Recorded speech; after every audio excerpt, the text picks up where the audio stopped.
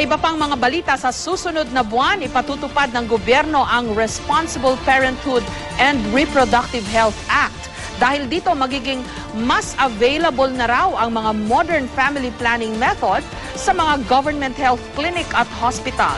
May report si Rida Reyes. Dito sa Corazon Aquino Health Center sa Baseco Compound sa Maynila, sinimula ng ipaskil ang promotional materials tungkol sa RPRH Law o Responsible Parenthood and Reproductive Health Act of 2012.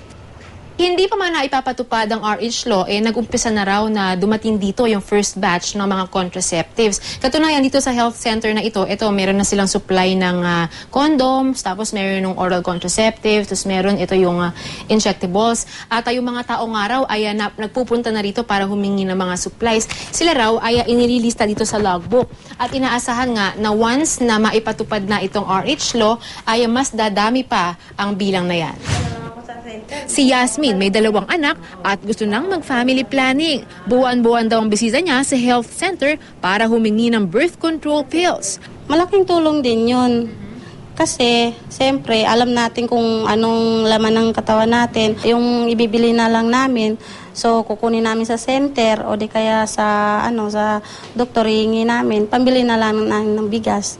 Paliwanag ng mga doktor, bahagi rin daw ng RPRH Law na ipaliwanag ng mabuti sa mga babae kung alin ang angkop na family planning method para sa kanilang katawan.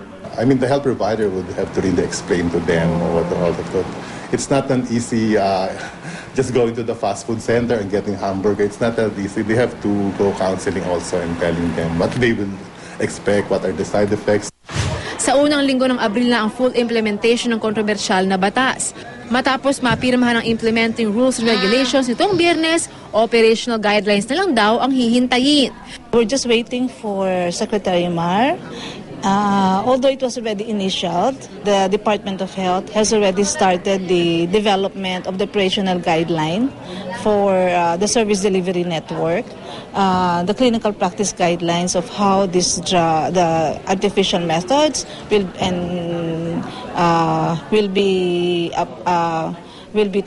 be explained and will be used by the health providers.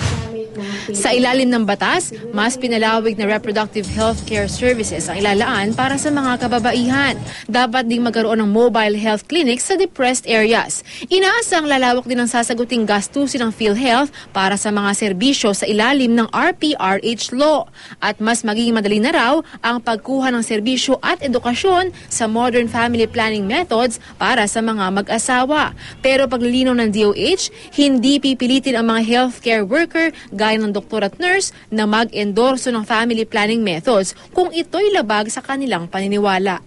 Rida Reyes, GMA News.